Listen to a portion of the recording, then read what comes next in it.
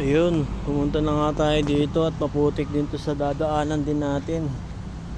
Hindi tayo pwede yata rito ah. Ito, napa-stop lang tayo dun eh. Kanina lang may nadaanan tayong putik. At ngayon dito naman.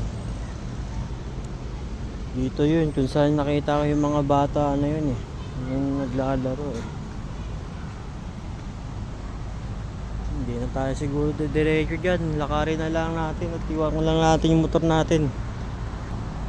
Sobrang putik na dyan. Putik. Oh, ang lalim. Parang pumunoy ah. Oh, lumulubog ako eh oh. Huwag na. Hindi tayo diretso dyan. Ayan, ang lalim oh. Hindi na tayo dadaan dyan. Dito na lang tayo, ikot lang tayo ng pag-ganon. Saan ba? Dapat dun.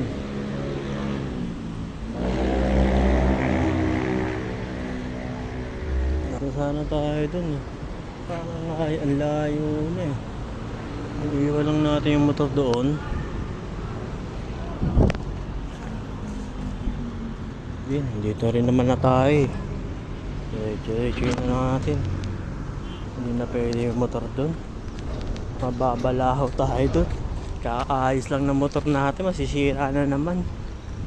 Dito maraming tanim dito.